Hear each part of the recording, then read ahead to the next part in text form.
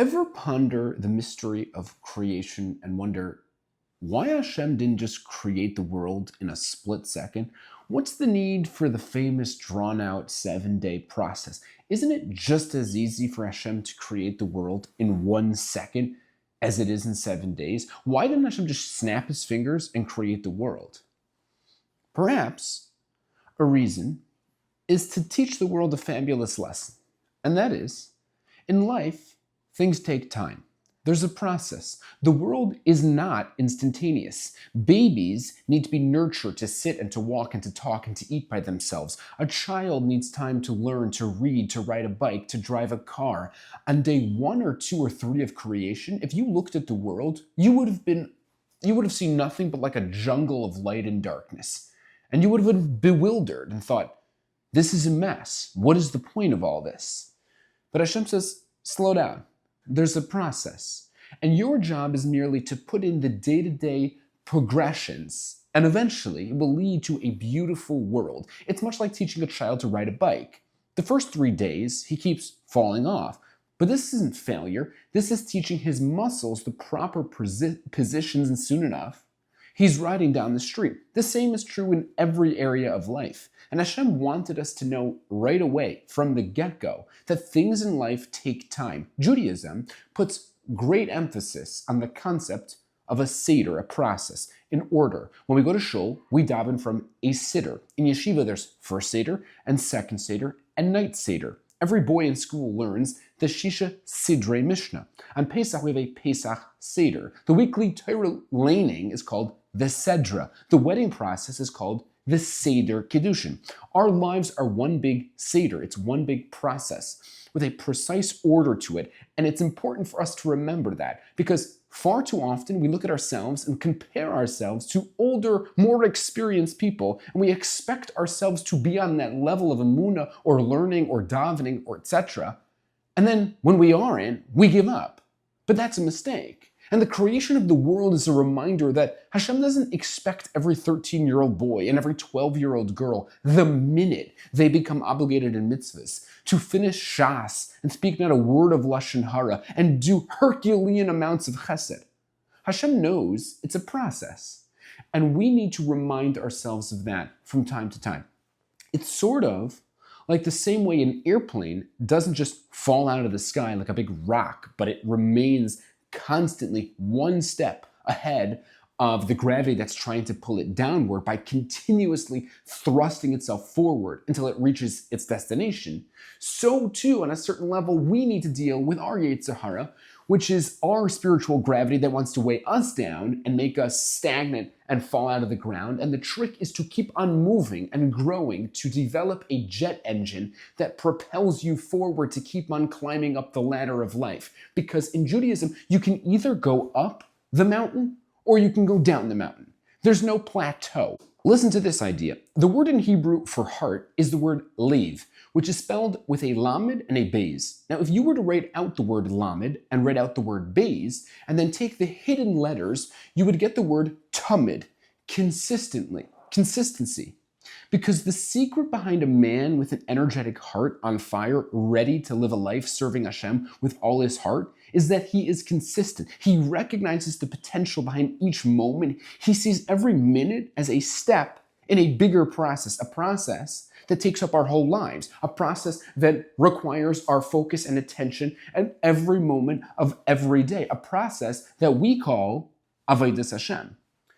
The importance and power of consistency is actually demonstrated vividly in halacha found throughout Shulchan Aruch, originally introduced by a Gemara in Brachos Daf Nun Aleph, and that is the concept of tadir v'she'eno tadir kaidem. Halacha dictates that when two mitzvahs, two obligations fall on someone simultaneously, the mitzvah that occurs more frequently comes first. For example, when you have a mitzvah to make Havdalah, Motzei Shabbos, and at the same time a mitzvah to light the Hanukkah candles on Hanukkah, the custom is to say Havdalah first because it occurs more frequently. It is Tadir Kaidem. Now, think about that for a second. Does that make any sense? Shouldn't it be the exact opposite? Shouldn't the mitzvah that comes only once a year be so precious to us that we run to do it first? Shouldn't its infrequency make it more special? Why does the mitzvah that comes more frequently take precedence over the mitzvah that comes only once a year? The answer is that the mitzvah doesn't take precedence despite the fact that it comes all the time. It takes precedence precisely because of it.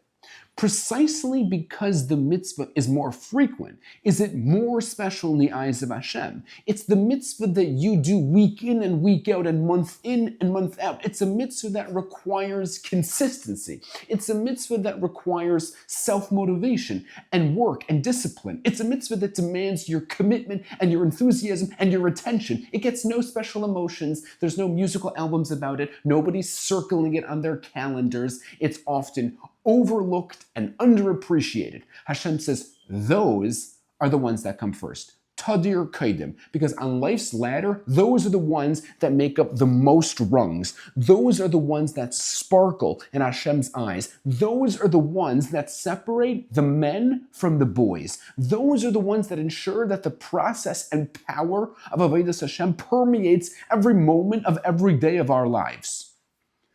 By creating the world in a 7-day process, Hashem is telling us all to trust the power of the process, to never discount the effort that's been invested for lack of perceivable success. Success is a process, and our job is to ensure that process keeps on moving. Another great example of this would be teaching a baby how to speak. A baby often looks at you with a completely blank expression on its face as if it has no idea what you're saying. But in actuality, its brain is storing massive amounts of information that will one day be used when it gets older. You might not be able to detect what you're accomplishing when you talk to a baby, but that doesn't take away the fact that you're accomplishing a great deal. The amount of information a baby absorbs in 1 year is more information than what most adults do in a year.